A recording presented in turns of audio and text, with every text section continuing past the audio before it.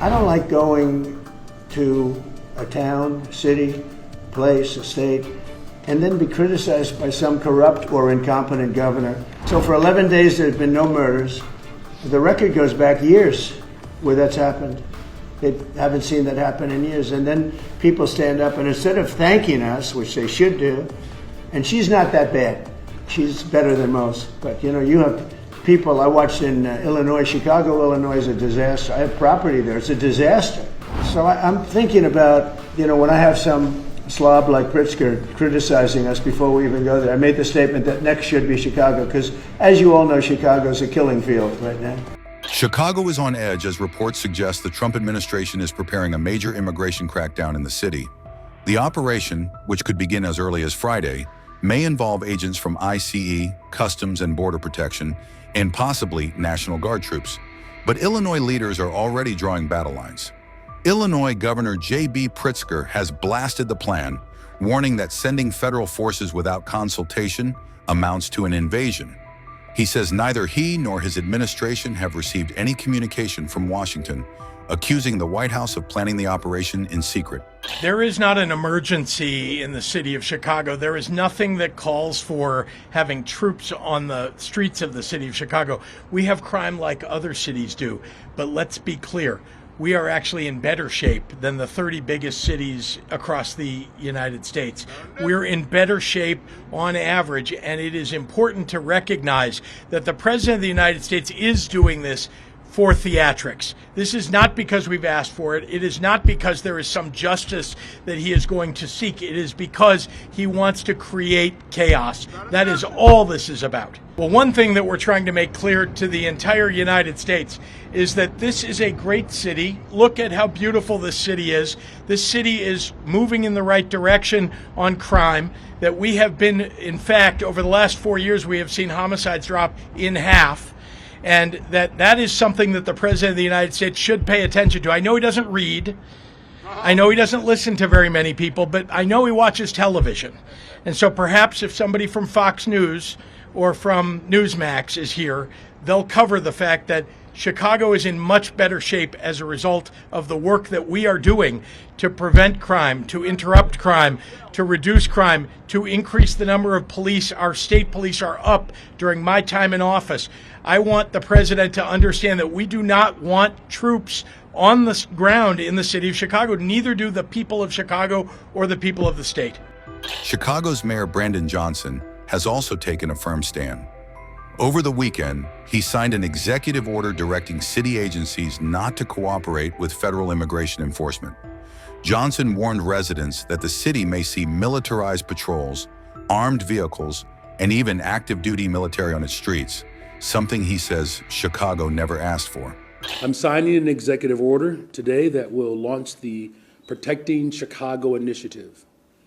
This is a project that builds on the months of preparation that we have done that has led up to this very moment.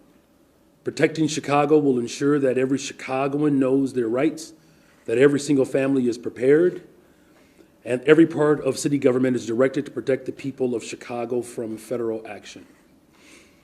This sweeping executive order directs our Department of Law to pursue any and every legal mechanism to hold this administration accountable for violating the rights of Chicagoans. This order affirms that the Chicago Police Department will not collaborate with military personnel on police patrols or civil immigration enforcement. We will not have our police officers, who are working hard every single day to drive down crime, deputized to do traffic stops and checkpoints for the president. This order affirms the CPD officers will be directed to wear CPD uniforms and refrain from wearing masks so that residents can clearly distinguish them from federal agents.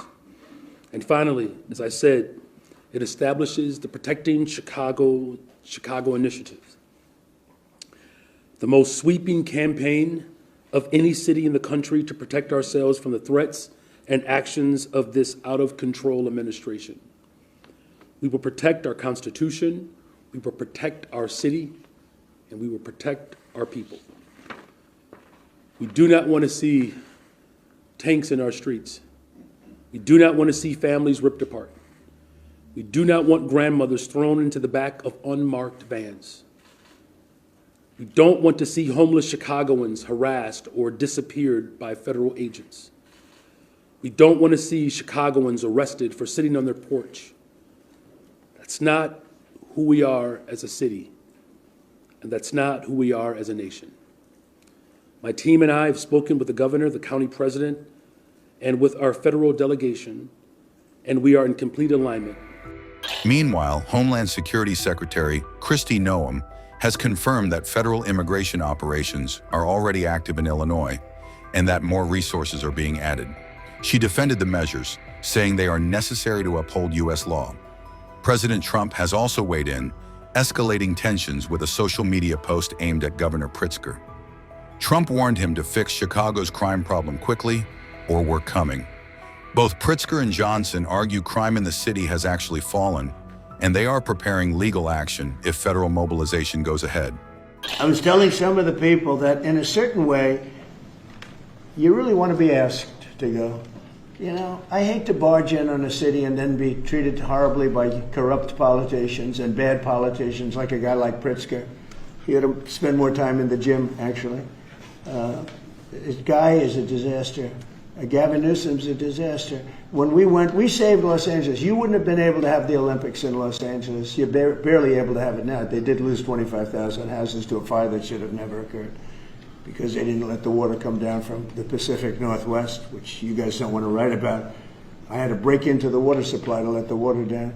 And even now, we want more. We can have much more. It's less than half of what should be coming in. I don't know, they have a political thing about it. It's like the craziest thing I've ever seen. But I don't like going to a town, city, place, a state, and then be criticized by some corrupt or incompetent governor where crime is rampant. Like, take a look at D.C. Crime was rampant. It was at the all-time worst. It got really bad during the Biden 4 years. And then I have a mayor stand up and say how crime has reached a 30-year low. 30-year low. People are being killed left and right. And it's not a 30-year low. Think of it. So for 11 days, there have been no murders. The record goes back years where that's happened. They haven't seen that happen in years. And then people stand up, and instead of thanking us, which they should do, and she's not that bad. She's better than most. But, you know, you have people, I watched in Illinois, Chicago, Illinois is a disaster. I have property there. It's a disaster what's going on in Chicago. And you get Pritzker, he's violating our rights. I think this is another men and women's sports thing. I think this is one of those, you know, they call them 80-20 issues. I call them 97-3. I think the Democrats better get smart. And, you know, politically, I hope they don't. But actually, in terms of love for the country, I hope they do, because it would be good to work together. So I'm thinking about, you know, when I have some slob like Pritzker criticizing us before we even go there, I made the statement that next should be Chicago, because as you all know, Chicago's a killing field right now. And they don't acknowledge it. And they say, we don't need him, freedom, freedom. He's a dictator, he's a dictator. A lot of people are saying maybe we like a dictator. I don't like a dictator. I'm not a dictator. I'm a man with great common sense, and I'm a smart person. And when I see what's happening to our cities, and then you send in troops, instead of being praised, they're saying you're trying to take over the republic. These people are sick. But I'm really saying, and I say this to all of you, in a certain way we should wait to be asked, because they have cities that are so under control, you know, out of control. So we go in and fix it. They take the full credit for it, and they go out and say, I heard it this morning, they're saying how well they've done over the last 10-day period, that they set record lows. They don't say that we're there with very tough people, by the way. They have to pass the toughness test. Otherwise, they're not working for us. So, and we're allowed to do that now according to the United States Supreme Court decision. Now, they have to pass the toughness test. If they're not tough, we don't want them for this job. They might be great for other jobs, but not for this job, because they're respected. You saw the gang of kids. They were all huddled up, and a group of soldiers walked up. They never even got over. Those kids ran back to their homes or wherever the hell they came from. They were gone. This is one of the safest cities right now in the world, as crazy as that sounds.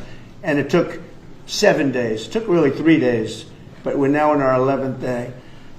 So I want to thank you. So we had all of these things. 439 illegal alien criminals have been removed, and we have 6 known gang members, some of the worst leaders of gangs anywhere in the country, MS-13 and Tren de Aragua. We have 2 missing children that have been recovered. They thought they were gone. We brought them back to the family. The family started crying. They couldn't believe that they saw their child again. 49 homeless encampments have been removed. Like we have the head of South Korea coming in a little while, the president, and he drives down the street. Already, his people have told me, he said, what happened? It's so clean. We always came here, it was filthy dirty with homeless and papers all over the road. That's the other thing. Those roads are swept immaculate. But they're going to be much better in a few months when we put a topping on them. They're going to look like they're brand new. We'll get rid of those rusty old medians that have been crashed into 1,000 times, and they don't fix them. They just let them, they lay them down on the road and they sit there for months. But we don't do that. We don't run things. We run things like we run this. We like clean, we like beautiful, we like safe, and that's what we're getting.